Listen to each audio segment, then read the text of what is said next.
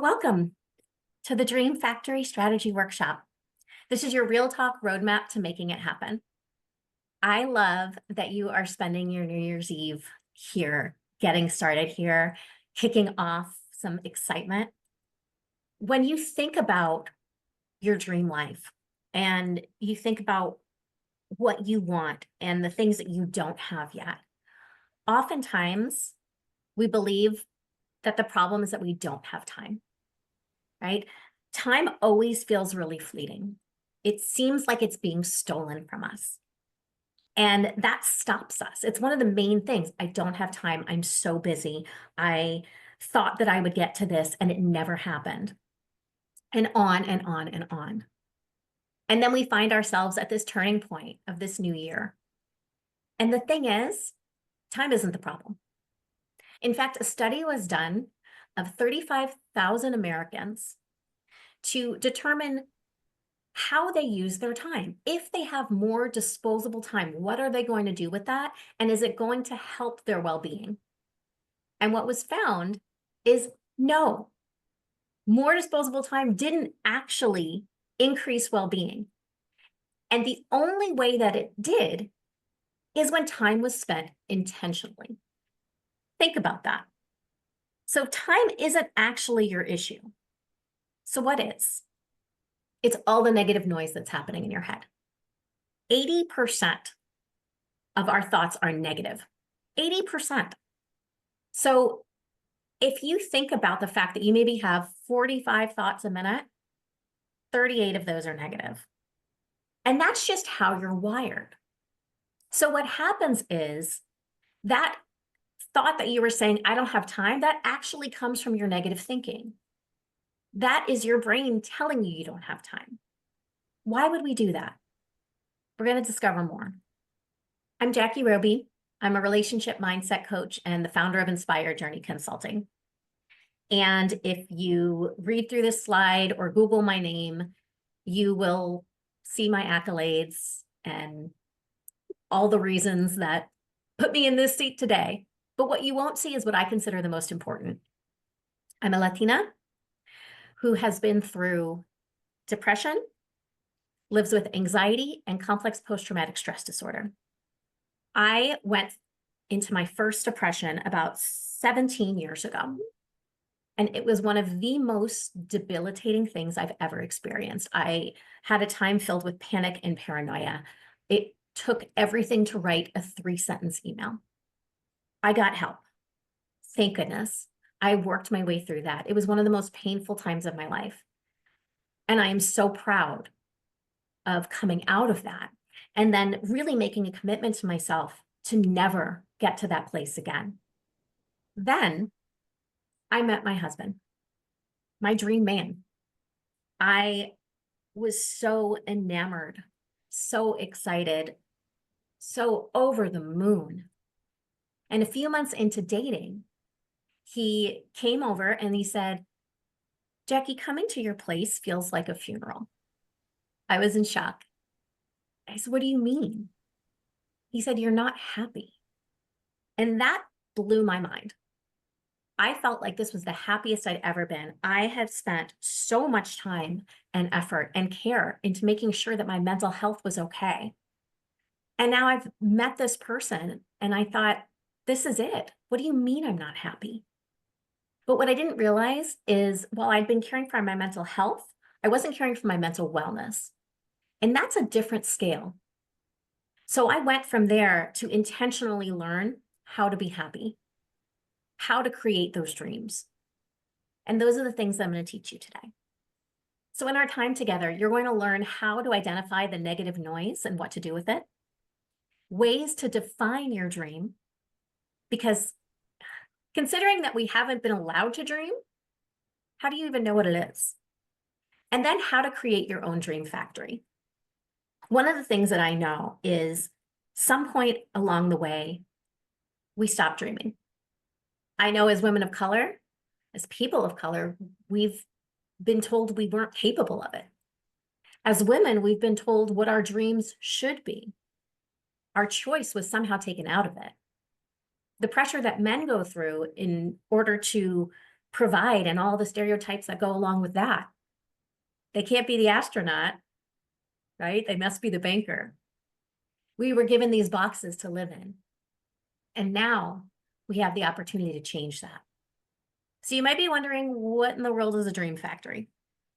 The dream factory is this space that I create, that you can create too.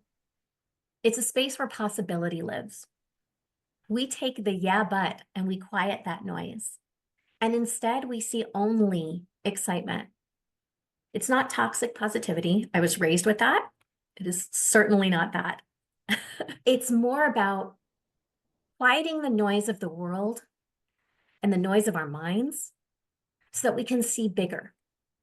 And when we do that, we get to see into the truth of who we are and what we want our life to look like and what we want our life to feel like.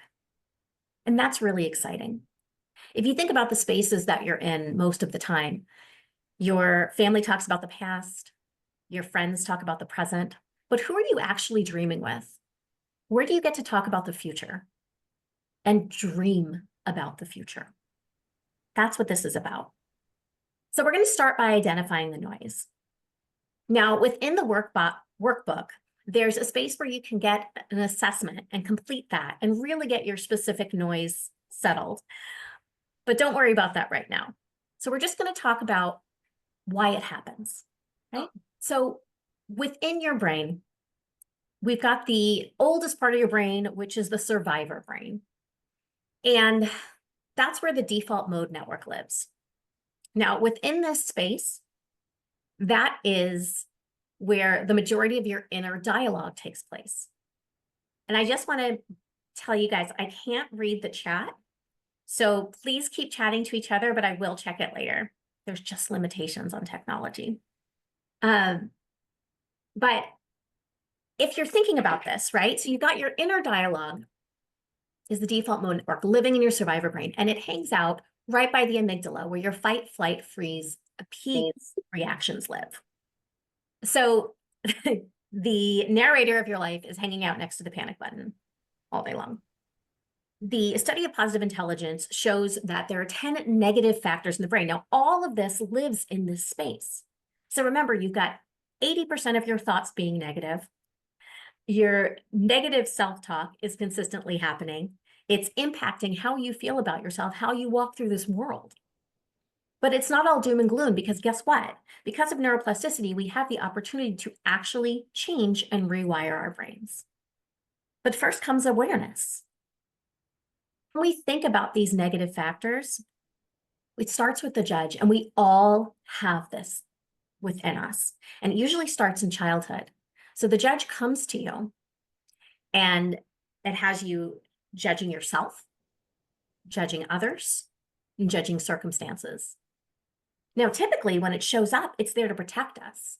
But just like any rule that we learn in childhood, things evolve as we grow. I think about eating candy at night. Why would we have late night movies if we couldn't do that? Tell my 50-year-old husband he can't have Swedish fish at night. I mean, come on, you're going to see the tantrum. So things evolve as we grow. But the judge doesn't evolve. And so that's the thing, is it starts to just beat at you over and over again. And usually comes with the main message. So for example, my judge says, everything is my fault. It's really painful. And these tend to show some of your innate qualities and characteristics. So there's some strengths that come with it. Like, people can look at this and say, well, I'm a hyperachiever. That's great. I want to be successful. That is a win.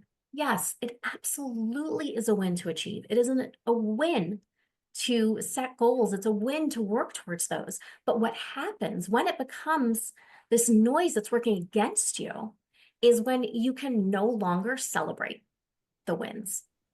Because once you complete it, you just have something else to do. Or you've moved the finish line. So things just get bigger and bigger and bigger. And you stay the same, or maybe you get smaller because you're not celebrating. You're just moving forward. Barely. It's like you're on the treadmill. It's the carrot right in front of you. I gave an example yesterday of my dad used to say to us when we took quizzes and tests when we were little, if you got a 95, where are the other 5 points? And at the time, it felt really motivating for me. And now I can see how debilitating that can be, how painful. It's not blaming him, right? But it is something that got into my subconscious. It became part of how I operate. So we want you to be able to quiet these things, create this change for yourself. Now, how do we do that? So we're going to work on training your brain. So this is a big tip number one, how to build those new neural pathways. And it happens just 10 seconds at a time. This is so simple. So we're going to use mindfulness in order to do this. One of the things I love about this practice is how deeply it's been studied. Both meditation and mindfulness have been researched and show the impact and changes that it can make in your brain, that it can increase your functionality in the prefrontal cortex, the hippocampus, the anterior cingulate cortex, and the insula. This is all spaces where your emotions are, where your reasoning is, your executive decision-making, your calm, your wisdom, your intuition. So what we want to do is we want to calm the reactions that are happening, that unease, so that it can bring you to wisdom, to happiness, to possibility. So when we say mindfulness, it's such a big word because it can mean so many different things. But in this case, we're going to use it as a way to connect to your senses. I love to start with tactile because I think it's something that we don't spend a lot of time doing. So I'm going to have everybody put their hands up like this. Carla knows this is my favorite. And you take the fingertips of one hand and gently trace them up and down the fingertips and palm of the other hand. And just notice the sensations. You can kind of feel that tickling. 10 seconds of that. That's what you need. So when you have that negative thought pop up, that I can't do this, I don't know what I'm doing, I don't have time, won't somebody just give me a break? Notice it, pause, and give yourself 10 seconds of mindfulness.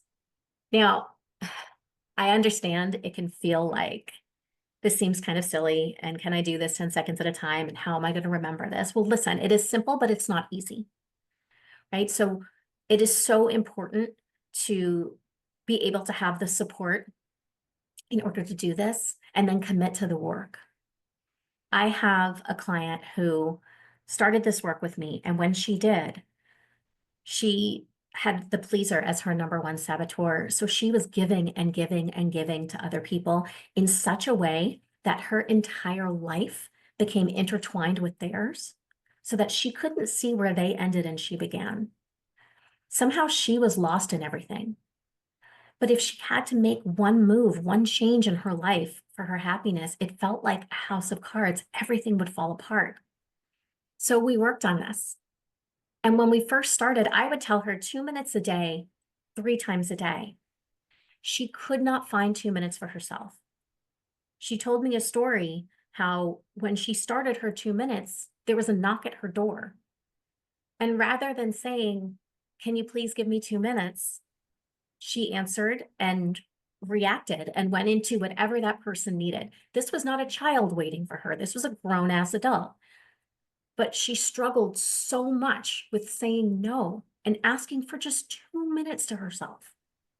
Now, after 3 months of the work, she started to carve out time for herself. After 6 months, she's able to say no and actually walk away and say, "I need a few minutes for me," to save her from reacting in whatever that is, whether it's the need to make her partner lunch, even though he didn't ask for it, or being frustrated at something a client said. She's found ways to have those tools to create that change. And that's what this does. So we're going to move a little bit into defining your dream because this is really exciting. Now, the dangers that I want you to think about. are the I'll be happy when. I'll be happy when I move to a bigger place. I'll be happy when I get that promotion. I'll be happy when my kid goes to college. I'll have time when we do that too. I just need to get through this one busy part of my life. This is a pitfall to recognize because the when will always become something else. It is so easy to put you and your needs in the backseat. You promise yourself you're going to pick it up again, and you don't because it's so easy to do things for other people or to let life just keep lifing and make it an excuse. I want you to think about those things and notice them when they come up. That's a clue for you.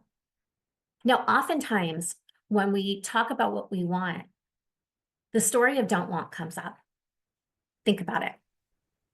If you're a business person, what kind of client do I want? Well, I don't want somebody like that last nightmare that I had. And I don't want someone who doesn't pay me on time. And I don't want this and I don't want that. We do it all the time. You think about relationships. I don't want that bad ex that I had. And I don't want that bad first date that I had. That is so normal, right? Remember, our brains are going to bring us to the negative first. And it is a clue. Let's look at it as information because it's only the beginning of the step. Imagine, for example, you go to a restaurant and you're looking for something to eat and you say, well, I don't want the fried chicken. Is the server going to know what you want? You've got to figure out what you want. But you can look at don't want as the information to get you there, right? The step one. Now, in a system I use with my clients, it's called Magic. And the second step is about articulating your feelings because, like I said, this isn't toxic positivity. We need to know what's happening and we need to honor that. So part of this don't want is getting it out of your head because oftentimes it is just spinning up there for no reason. My husband did a really kind thing and he created last minute plans for us for New Year's Eve, knowing it's my favorite holiday to go out. I was intending to be on the couch. And all I could think about, other than, oh, cool, we're going out for New Year's, was, am I going to be awake in time? I don't want to be tired. What if I'm tired? What if I don't have fun? How is that helping me? These are silly things to wonder about, but if I get them out of my head, they're gone, right? Otherwise, they're just spinning up there, causing unnecessary damage. So think about that. So then we go into this transformation of don't want, right? We make that the positive, what I do want. I do want to have an extraordinary time. I want to be energized and feel all the goodness of this holiday. I want to stay awake. I want to laugh. I want to have fun. And then we're going to get really granular with it. So I'm going to stop sharing. And I would love to ask for a volunteer. Janice? Yeah, I will volunteer. Yes. I love it. All right. So can we think about something that you want to add to your dream factory? As in something that I would like to happen. Yeah. Happen, have, be, whatever. Ooh, too many options. So let's add, um, because this links to other things, be able to take a month off. Love that. All right. So when you think about that, what are you thinking? So that not just taking a month off, it's a month off without worrying about are my bills going to be paid? How am I going to get clients again? Is anyone Mm. on pause? Is anyone going to get mad? Also getting to spend time doing what I want to do or not. And I mean that as Mm. in like just sitting on my ass and doing nothing. Can I travel during that time? And not just me, like my household be okay if that, when that happens. Oh, oh, did you hear that shift? We shifted from if to when. That was amazing. Okay. And I don't know if you noticed, but it started with the things that you didn't want to happen, right? No, no, no. That's what you did it right. You're good. It's just the natural way of things, right? I don't want to have to worry about all of these things. And then so I can travel and say yes to whatever I want and do what I want. And what would you do? Well, I mean, I know what I'm doing. So I have a friend who's getting married in Bali, and it's also my partner's 40th birthday and my fifth wedding anniversary. So that's why we want to take the whole month off. But right now, I'm just like, oh, but the money and yeah, that's what's going on in my head. Okay. So you want to be in Bali and be in Bali for a month? Bali, Thailand, and Southeast Asia. Okay. Um, and to have ease in your business Yes. and to have an overflow of money. Hmm. And what else? Be at peace. Hmm. The What's important thing. Like if I'm not what's at one of peace, the everything else is like doesn't matter. that's because you can go on vacation and not be on vacation in your mind. Yes, Yes. I love that. How will you be at peace? How would I be at peace if I knew that I had work coming for me in whatever month is after May, June, um, and that yeah, and bills were paid, and that's kind of it. Okay. So peace of mind looks like things are settled for you when you come back, Yes, ready to go again. yes, Okay. Do you have your dress picked out? yeah. Because there's a long story behind this, but the I when I did a reception party, that friend came literally like 3 hours before this thing, and we went dress shopping, and she picked the dress, so I'm wearing the same dress she picked for me for her wedding. Amazing. What's the color? It's this it's Mexican orange because we both live in Mexico. We used to live in Mexico, so we do Mexican color. She's Mexican. Yeah, other long story, but lived in Mexico for 17 years. So yeah, Mexican orange. She's bringing Mexico to Bali. Amazing. So thank you, Janice. It was perfect. Um, so what we wanted to do is shift some of those don't wants into what they do, Mhm. and also get you to start to see it a little bit, right? I wanted to picture your dress. I want you to be able to see yourself There. in that dress. So does everyone have a copy of their workbook? Okay, if you do, I'd love to give you a few minutes. We're going to do some dream bubbles. And now the reason that I call these dream bubbles is because you remember blowing bubbles as a kid? I am not a sporty spice. There is no sport that fits me. um, However, I can blow a bubble with the best of them. And what happens is you blow through the wand and you see this magic that comes out of it. And it's easy, right? It's easy and it's beautiful. Oh my gosh, you had bubbles at your wedding. I love that, Janice.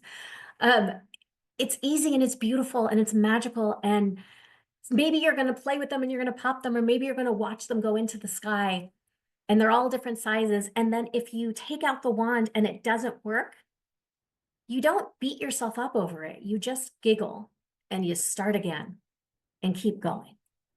There's silliness to it. And so that's what I want you to think of when we spend a few minutes doing these. So I'll give you, I know it's not a lot of time, but I'm just going to give you like 3 minutes to get started. All right. I have you wrap up whatever you're writing and ask whoever wants to share. I will share. Um, I am dreaming about quitting my day job to just focus on my business. I'm dreaming of living in Greece 3 months every year. Mhm. And I am dreaming of my business expanding in ways I can't imagine. And I can feel all of it and know that it's coming. I love that so much. One of the things I love that you said was growing in ways that I can't imagine, that I can't even imagine. Right. And there's something that's really important about that because we think about creating things that we've seen, right? And it can be really difficult to imagine something we've never seen before. So the opportunity to open your mind to possibility is amazing and really exciting. Anybody else? Excuse my appearance, everyone. I know we're supposed to dress up. Okay. So I have two dreams. One is a life of travel and leisure, so that I'm able to travel on a regular basis and not have to worry about any financial responsibilities. And I'm also dreaming of renovating my home, which Jackie, you already know. My life looks beautiful, full of culture, food, and experiences. It looks happy, and it is actually happy. It's not the Instagram happy or social media happy. And my home is welcoming. She's cute, and she is the perfect color, a pink and taupe that is already in some of the places. I love that. All right. So when you think about um, the life of leisure, right? Yes. How often do you think you'll travel? Monthly. Monthly. Monthly. Yeah. I want to travel monthly. I want to at least have a week off a month to be able to travel, at least. Yeah. Amazing. Where's the first place you'll go? Ooh, that's a good question. Um, It'll probably go where I was supposed to go next month, the Galapagos. Family stuff I had to reschedule, but yeah, either there, a beach, I should say, just to, keep it broad, a beach. I am in need of a beach right now. So yes, that would be the first place that I would go, a beach for sure. Will you get in the ocean? Absolutely. Absolutely. Sun is going to be the number one. Sun and water are going to be the top priority of whichever beach I go Do you to. swim in the ocean? Do you float? It kind of depends. Or do you just dance? All of the above. All of the above that's on the agenda. All of the above to do all of these things. Yes, at the beach. And what do you want your kitchen to look like? Oh, dream kitchen. I would like it to have. I know this is gonna sound weird. Is to have more cabinets more drawers instead of cabinets. Oh, thanks, Carla. Have more drawers instead of cabinets. Because I feel like we lose space with the cabinets. Like nobody ever fills their cabinets like all the way up. And to me, having OCD, if you do, I feel like that's clutter. Like to have more organization, because she's tiny. She's tiny in there. So she's gonna have to appease my OCD. So it's gonna be clear and have lots of drawers. She's going to be functional. She's going to be Of organized. course. She's going to be Yes. pretty. Yes. Oh, all of that. All of the things, Jackie Roby. Yes. All of the things. Amazing. Thank you. Is there anybody else before we move on that wants to share? I'll Siobhan? share. So that was awesome because I hadn't really thought about, I thought about the beach thing for me, but I hadn't thought about, oh, what would I want in a kitchen? Oh, if I'm really dreaming, like we're in a 1-bedroom San Francisco apartment with a 5-year-old. I want an apartment with 2 bedrooms. Oh, even better, maybe 3 so I can have an office and lots of light, lots of airy light. It's interesting because there's a big part of me that's been for a good stretch like, but we've arranged everything so great in this apartment. We finally found all of the furniture that fits into the weird nooks and crannies. And now I'm gonna have to do that again. But what if I found an apartment that we walk in and we're like, oh my God, this is our next home, like now. Or for that matter, maybe even somewhere that we bought that has outdoor space for our son to play, but at the same time, we're in a walkable neighborhood. So I love how the bubbles kind of create more bubbles. That's amazing. I'm there with you. I'm like roaming the apartment huts and feeling into it. I loved it. Oh, making my heart soar. All right, I'm gonna move us on to the next piece. This is so great. So now we're gonna talk about your own dream factory. But we need to know what gets in your way. Now we've already realized the obvious. You get in your way. But we want to understand how you're going to get in your way. What are you going to say to yourself that's going to stop you? We've heard some of it already, right? We've heard about frustrations around money. We've heard about time. And there are other people that are involved. Are they going to be okay without me? Remember, this is you creating ways to not change. We actually have, physical reactions that stop us from changing. That fight, flight, freeze, appease is not just for when the tiger is there. It's not just for the paperwork. It's for any kind of change, because change feels scary. And so our survival instincts come up and go, no, no, no. So even if you're looking for positive change, I'll give a great example. I want to find this great apartment, but then I've got to shop for new furniture. I already found the furniture. Why can't we just have a shopping spree and go for the whole thing? Or maybe there will be the place that fits everything already. See, it just so naturally happens that we're getting in our own way. So start to figure out how that's going to happen for you. And the other thing I want you to think about is who gets in your way. And this could be somebody very literally saying things to you. Maybe it's the pressure that you feel from the people around you, from your home, to be the one that is providing all the time. And providing doesn't just have to be financial. It could be providing care. It could be providing the emotional stability. I'm the calm in the storm of my home. It could be the pressure that you feel to do every single dish and clean it 3 times before you feel okay with moving on to whatever you're doing. It could be the noise that you've heard from some other story that still plagues you. My dad's not going to come out like a good guy in these stories, but it's fine. When I was 6 years old, we were at the pediatrician, and I remember he pinched my stomach, and he said, if you can pinch more than an inch, you've got to lose weight. And I could do an entire workshop on body image and self-talk, but I have always been pinchable and still to this day. So what happens there, right?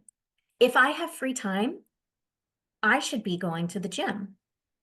I should be working on food for myself. I should be taking care of my body. I should be thinking of those things, right? All the shoulds, the need tos. If you've got an elderly parent and you're their caretaker, well, I can't make time for myself because I need to be taking care of them. And if I'm not taking care of them, I should be doing things that earn me money or things that support other people or things that are logical, like running my errands or doing laundry. We find all of these reasons and we can make them feel really easily like they're about someone else. But really, it's us attaching that story to them. So then we've got to think about how do we get through that, right? We want to come back to that mindfulness. All of this prep work is just showing you the dangers of how it happens, right? What's going to get in your way. And once you determine that, that's the step 1 of saying, okay, I see it. There it is. There's the noise. Then you're adding in your 10 seconds of mindfulness. You're figuring out what that looks like. I hesitate sometimes to give you the deep breaths, but I find them very helpful because we forget sometimes that we haven't even been breathing. We've been holding our breath. And that happens a lot when we're stressed out. We unconsciously hold our breath. And that's what causes anxiety or contributes to it, right? We can't breathe. We take small, shallow breaths. So if we take a deep breath in through your nose, count to 5, hold for 2, and exhale for 5, and do that 3 times, that is an act of mindfulness for you. That can help to calm you. That can help to retrain your brain and create change. And the other thing that you're going to do is you're going to set up your sanctuary. Our space is incredibly important. And I mean our physical space. It is not always ideal. If you've just moved in and you're surrounded with boxes, if you're going through renovation, if you have a city like I have and it's a smaller space and so the privacy is minimal, it is not always easy, and it is also possible. I have these chairs in the corner of my living room slash dining room slash home office slash sometimes husband's office. And in those chairs, that's where I go to meditate. That's where I go to journal. That's where I go to dream. It's my space over there. And maybe I put my headphones in. Maybe I don't, depending on the time of day. But I know that that's the space where I can shift and feel that safety. Maybe it's a space of inspiration for you. What if you go to a museum and if you're an art person like I am, or a history person, and you spend some time walking around and taking it in, and then you sit, and then you dream? What if you go to a coffee shop because you feel the energy there? Get on public transportation, whatever it might be, you can find that in your day-to-day. So we're going to spend some time with figuring that out for you. So go ahead into your workbook and take a few minutes and figure out what's going to get in your way. And you can keep writing, but if there's anyone that wants to come on and share what's getting in your way, what could get in your way, who could get in your way, I'd love to hear. Right. What gets in my way is my ADHD. I can literally, come up with something and then squirrel, and then everything that I just came up with is gone. And I'm like, oh, that was good, this, and it's gone, and it's never gonna return. And if it does, it's in pieces, and it's never in the cohesive way that it was when I thought it the first time. Poor planning. Poor planning. I just recently came to the realization I don't have any discipline, or that my discipline is lacking, and it could be a lot better. And of course, money, because if I had won the lottery the other day, I wouldn't have any of these issues. So, money, of course. Fair enough. Oh, Janice, as soon as I feel or see a tiny bit of resistance, I use that as an excuse to stop. Yeah. It feels painful. There's pain. I get that. And part of it is, well, I was overthinking it, or, oh, well, that person doesn't really need that, or like, it's a beautiful excuse to lead into other excuses of whatever it is that I'm doing isn't the right thing, or isn't wanted, or isn't needed, or isn't insert thing here. That's real. Thank you. I am a master procrastinator. And if I feel resistance, I will find something else to do that seems very urgent. Something that I'm discovering for myself. I just recently got diagnosed not only as ADHD, but even though when I did the assessment, I'm like, if I am, it's going to be like a little bit. No, severe, and both types. And I've started to recognize that when I end up with lots of tabs open on my computer, that's an indicator of that I'm either in or very soon will be in ADHD burnout, or like it's just like I gotta do this, I gotta do that, I gotta That's amazing awareness. Yeah, it's been hard won. Thank you. What about the sanctuary? Has anyone gotten to that? What that can look like? I'll jump in again since I'm still unmuted. So something that a practice that I started doing probably about a year, maybe 2 years ago, in my morning routine before I've done anything other than potentially getting coffee and bathroom and like those biological needs. I sit down at my desk and I shift the environment. So I bring the desk, it's a standing desk, and I bring it up so that I can write at a higher level. And I write whatever's in my brain as I have incense, a specific kind of incense burning that is like clearing the space. This is my space. all my attachments to anybody, all of their needs, their wants, their desires, they can go back to their owner. And I've got little post-it notes in the journal where I do my morning pages that have various different prayers. So sometimes it's like, there's nothing I can do about tomorrow, there's nothing I can do about yesterday, and trying to do anything about it now is just going to still today. Or prosperity is my birthright, or like there's a bunch of different, and whatever happens to be there for the day, that's the mantra for the day. I love that. One of the things that I really loved about what you said is sending it back to the others, right? Their needs, their wants, their desires, you know, Great offender. in healer spaces, right? They say like with light and love. Yeah. But kind of like I'm rubber. Yes. I literally envision like a layer of blubber that's kind of iridescent. And one of the stickies is, may only the love, light, and truth of the purest frequency enter, and all else be reflected to source. Yeah. That's beautiful. It made a massive difference because I'm someone who the level of my empathy is so high that I will absorb other people's emotions without even knowing that's what I'm doing. And 9 out of 10 times, it'll be like, I don't understand. Why am I so sad?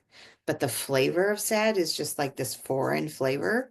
It took me a while to figure out, oh, I'm not crazy. That's not my emotion. Yep, 100%. I feel that deeply. I remember when a girlfriend of mine broke up with someone who she thought was the one, and I was a mess. I couldn't stop crying. And David was like, "What is happening? We're good." Like, but I feel it so deeply for her. Yeah. It was so painful. Uh-huh. Yeah. Times where I had a friend who we later found out was bipolar. And if I spent more than, I don't know, a couple of days in a row with him, I would start behaving like I was manic. Wow. Yeah. Yeah. Yeah. And you know what I love about that example too is how we're so impacted by other people. And those are some, some big things of other people's emotions, but think about how that relates to what we're talking about right now. Other people's opinions, other people's feelings, other people's emotions, their actions, their thoughts, they rub off on us. And we can help it. It takes proactive effort to do that. It does. It absolutely does. And if I skip that practice, I recognize it. I can get away with like 2 or 3 days, but beyond that. I love that. Anybody else want to tell me about a sanctuary? Well, my sanctuary is my office. Because I don't live in a huge city. I have an office. But within my office, I have a really comfortable chair. And it is my space. My family knows this is my space. So I stretch in the morning in my office. I meditate in my office. It's just, I have pictures of Greece all over. I have pictures of me in Greece reminding me that it's my place. And it's, if I'm having a moment outside of my office, I will come in here just to breathe, basically, because it's my space, and it's a happy place. It's always happy. I love that. All right, I'm going to ask for a volunteer. Actually, I might pick one. Shauna, do you mind? Okay, I think I can unmute you. Thank you. I was struggling. I know, I've watched. I think you're on a tablet, right? Okay. So the reason I picked you is because when we talked about what was going to get in your way, you gave 3 solid examples. So like you have some clarity around what's getting in your way. Yes. And what, we have some awareness around that, which is great. Oftentimes what happens is, let's say one of those things gets fixed. Mm-hmm. What's naturally going to happen? You're going to think about the other 2. Right. Okay. Mhm. So let's pick one area of dreaming that you want to focus on, one of your two visions. I would say poor planning. Oh, no, I'm sorry. Oh, sorry. Not gonna get in your way, that you, either your home or life of. Oh, okay. The dream bubble. Okay. We'll do the home first. Let's do the home. Okay. Yeah. So this is where we get into the how. Yes. Okay. So when we do this, typically what I would do with my clients, so that we're clear, is we would spend time, at least 5 minutes in mindfulness. And we want to do that because we want to get our calm on. So let's at least rub your hands together, right? Kind of notice the sound. You can hear what the sound is making. Notice the warmth Yes. between your palms. Yeah. Separate them. Kind of feel like a little bit of the buzzing. Feel the temperature change. Wiggle your fingers. Silliness. Okay.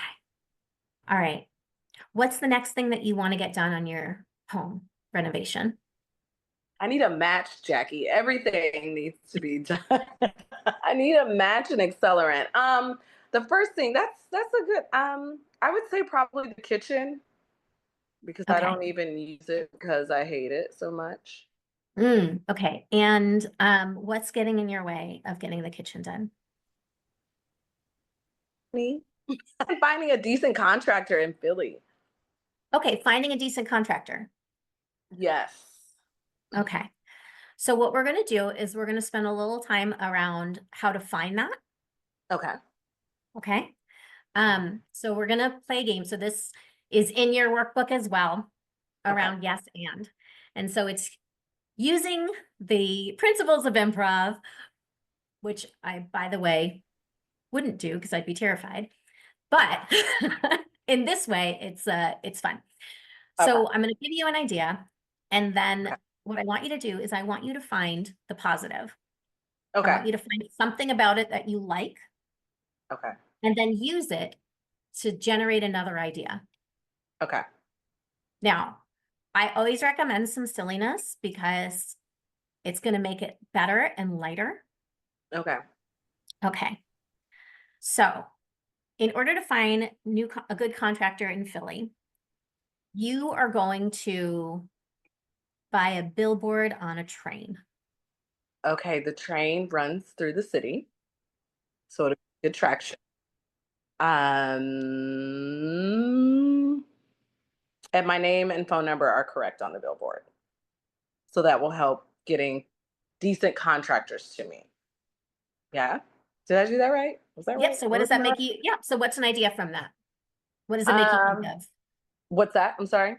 What does it make you think of? It makes me think of getting an amazing kitchen But the how? with the help of the billboard on the train. But what's another idea that would come besides a billboard? Oh, okay. I would say Craigslist, but Craigslist is really shady.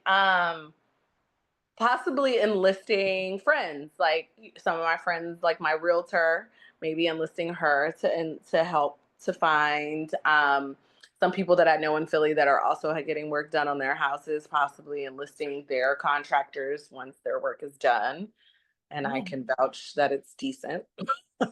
Okay. Done. So what I like about that idea is using vetted resources Yes.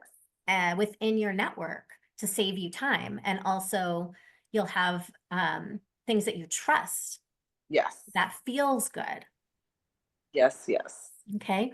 And what it makes me think of Mhm. is creating a private group Okay. chat on your favorite social media to get recommendations.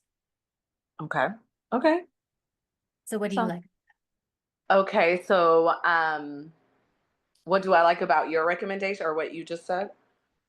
I like that aside from like the people that I have on my phone, that would be it would expand my friend group, if that makes sense. It'd be easier for people to share with other people that could possibly assist in the matter. What else? I think the algorithm could also possibly help if it was on social media. to like also, enlist assistance in some kind of way, whether it's DIYing or, to get other ideas for, I'm not going to DIY, but you know what I mean? Like other things, definitely not doing that, but other ideas that I wasn't necessarily open to. And yeah. So what I like about that is the idea of this expansive search and utilizing the internet's algorithm in a way to support you. And what it makes me think of is expanding to contractors that travel, like traveling Yes. nurses. Yes. So, Although, so does everyone get the point, right? Like there's this idea of how to get our minds thinking in a different way outside of the restrictions that we have. And oftentimes when we have this stress of an issue, it can keep us closed off. Any questions? So you've got the opportunity to take that with you and to do that on your own. Now, what I'm going to tell you is it's not easy, right? It certainly isn't an easy thing to do on your own. It's great to have somebody, a thought partner to work on. But I will tell you that it works. So I worked with a startup tech company and their executive team, and we use this in order to get the CMO to have a good marketing strategy to move forward. And if you imagine all of these tech guys are playing this and helping her have some valid movement into the next step for them. It's also something that I've done on my own for my business, and I write it out. And I've done this with my husband when we've had to talk about yucky tax things that are not fun. But first, changing the environment, right? Then spending time in mindfulness, and then doing this. And when we walked away, it made it so that we had some good ideas of how to move forward. And even though we didn't find the exact thing that day and say, we're going to settle on this today, it changed the nature of the conversation. We had some laughs in there. We made things silly. All of a sudden, this really difficult thing didn't feel so difficult anymore. You could actually look back on it and think about the funny story that happened with it. Shauna's billboard of all of her information and maybe posed with a hammer asking for help, going on every train in Philly. Now there's something lighter to go with that. There's possibility. I just moved something on my screen. That wasn't fun. So there's your idea generation that we worked with. But now we want to think about what's going to come next, right? How are you going to take what you learned today and implement it into your life? Think about your life as this blank canvas. You no longer want it to be on repeat. You don't want it to be monotony. You want to have something more fulfilling. You realize that the vacation that you took, it didn't fill you the way that you thought it would. You need more. Because when it's blank like that, it's existing. But today you picked up a pencil, maybe even made some sketches. But where you can go is to the place of living, truly living, and create this work of art. I want you to take these tools. I want you to go through the workbook more. I want you to spend the time because you deserve it and you're worthy of more. I also know that we need support in order to soar. It's not about surviving or thriving. It is soaring. It is above all. And we deserve that life. But we can't do it alone. And honestly, aren't you exhausted from trying? We put so much pressure on ourselves. I need to be this. I should be doing that. I have to do this. I know it, but I didn't do it. We keep searching for the next best thing. This next thing that I try, it's going to be it. I swear it's going to be it. And then, just like a New Year's resolution, we let it go. Something else got in the way. That must not have worked. I couldn't do it. I shouldn't do it. It wasn't for me. But it's exhausting putting all of that on yourself. So start to think about this. Tell us in the chat, what's one thing you're going to do that you're going to implement from what you learned today. So I had referenced a little bit of this earlier. The way I work with my clients, I use a system that I call magic. And it starts with mindfulness that we talked about. Articulating your feelings, you gain insight, implement new beliefs, and choose the life you desire. 17 years ago, when I fell into that depression, I sought help. And I've been seeking help ever since. It actually taught me that it takes strength to ask for help. And then actually, it's an entirely different skill to be willing to receive it. Think about the friend that comes to you with the same problem over and over and over again. And you've tried the advice 17 different ways. And so now you just nod or ignore the calls, pretend you didn't get the text, phone died, I don't know. Don't be that friend. You don't have to be.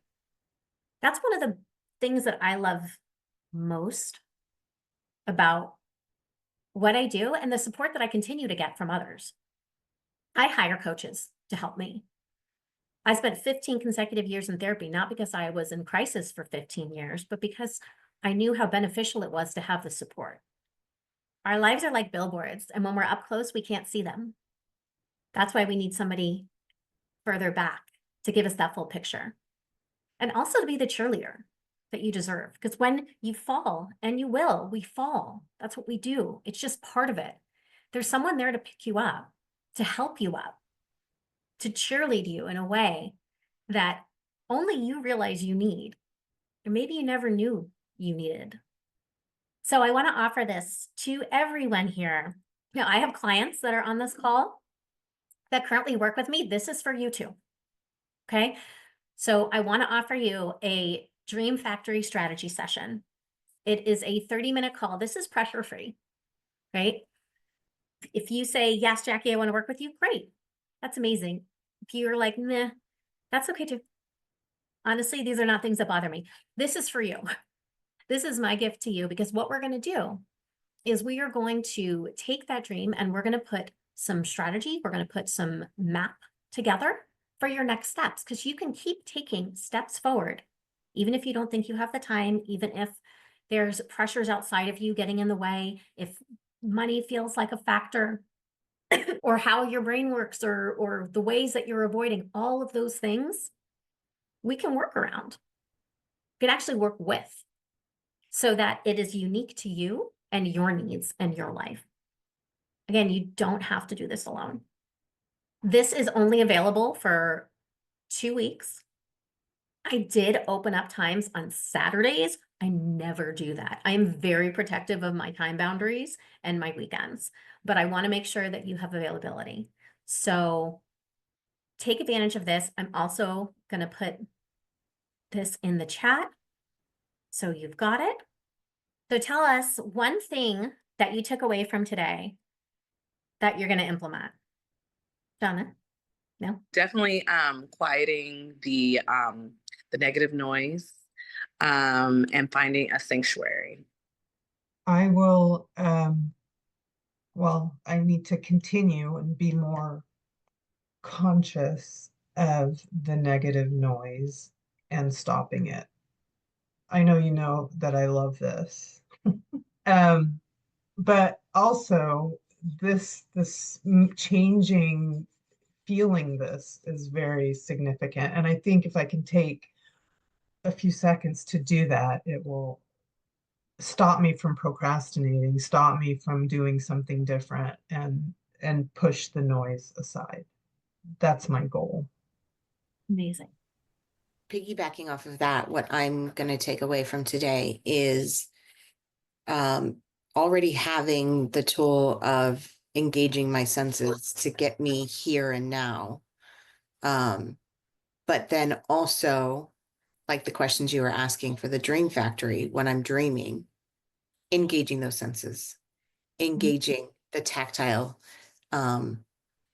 It makes me think of how they talk about our brains can't actually tell the difference between us actually taking action and us thinking about taking action.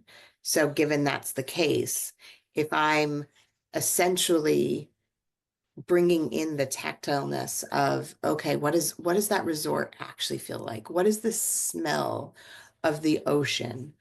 What does the seaweed even smell like? Like that's something that when I used to go to the place we would go in Cancun, I hated the smell of the seaweed, but it's been so long since we've been there that that's like one of those anchors of that world. So then in that moment, I'm tricking my brain like I'm actually there. So Oh, using that tactileness and the olfactory, the two of those very, very strong sensory pieces to just be like, hey, we're already on vacation. And then living my day to day inside of that space, way more magical. mm. Oh, I love that. And you know, it made me think of the study that they did around visualization. So a college basketball team separated into 3 groups. They were all measured on their free throw shots. Group A spent 30 days practicing their free throws for an hour a day. Group B didn't practice, but visualized making them for an hour a day for 30 days. And Group C did nothing. They didn't go to the court, they didn't practice, they didn't visualize. After 30 days, they were tested again. The Group A that practiced every day increased their skills by 24%. Group C, who did nothing, had no increase. Group B, who visualized, actually increased by 23%. So just 1% less, simply by visualizing. That's the power of it, right? So that's the study behind the power of visualization. I have a client who just got out of an abusive marriage, spent 20 years with this person, and then 2 years in a really painful divorce custody battle. And we spent some time visualizing her ideal partner because she's finally ready to start dating again. But it feels terrifying, if you can imagine. It's terrifying no matter what. And it's certainly terrifying after you've been through this. We got so granular, you know, down to he is wonderful at parties, makes her friends feel at ease, is great with jokes, but recognizes when she's ready to leave because she's an introvert and they can just get up and go, right? And leaving that, her saying, you know what, I can see him. I see him now. I feels like hope. It's one of the things that they haven't ever really talked about when it comes to working with a coach is you actually get this psychological capital. And that means hope, optimism, perseverance, and better decision making. So it's a win. Anybody else? Things you'll implement? Rachel? Well, it's been a realization to me that I kind of knew in the back of my mind, but and it's going to sound kind of sad probably, but I realized that I don't know what my dreams are right now. That I don't think that I have any right now. So that's going to be a big starting point for me. I have to really dig deep and figure out what my dreams are. That is so normal. Okay. That's so normal. I'll say I just probably in the last 3 years came out from that same space of like being in a world where I don't want to dream anymore. They're not going to come true. So why? And then at some point it was like, yeah, I just don't have any. Not even a why dream, but I just don't have any. This too shall pass is what I just kept telling myself. I would add to that also maybe being in a place where you've been so busy helping everyone else get their dreams that yours gets lost. Exactly. Part of the reason this came to life for me is the realization that I wasn't dreaming. And I realized that I wasn't allowed to. Go back to my dad again. So he, when we were growing up, old school Latino had us assimilating to white culture, working class, cared a lot about us having created this money stories for us, right? And I watched my older sisters. Dad, I want to be an actress. You should be an entertainment lawyer. That will keep you in the industry and you'll make money, consistent money. I want to be a photographer. You should do crime scene photos for the FBI. There's consistent money, right? I want to do special effects for George Lucas. Go to school in computer science. So by the time it came to me, there were no dreams left. I knew that I wasn't allowed to have them. So I just needed to get a career, whatever that looked like, and make a consistent paycheck and work my way up the corporate ladder. It's fucked. And I don't want that for anybody anymore. So sometimes we're in survival mode. Like, you're just in survivor mode. You're just trying to get through the day. Like, dreams, all right, but I need to just get through the day, like this day. So, Rachel, that was huge of you to be able to say, and share. But honey, we've all been there. We have all been there. And don't let that bog you down that you can't see out of it right now, because it's so temporary. It's temporary.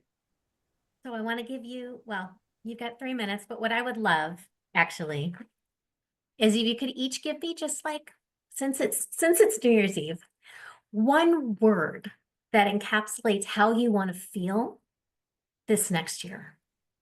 We'll use that as an intention. And oh, thank you, Janice. She said peace. And I want to feel free. That's mine. Magic. I feel magic. Untouchable. Oh, that's a good one. I want joy. Yeah. Beautiful. All right. We've got untouchable, hopeful, peace, joy, magic, free. It's a great way to start. I wish that for all of you. Happy New Year. Happy New Thank you Year. for being here. Thank you, Jackie. Yeah. This is my joy. I'm grateful. Thank you so much, Jackie. We appreciate it. Thank you. Yeah. Absolutely. It's been awesome.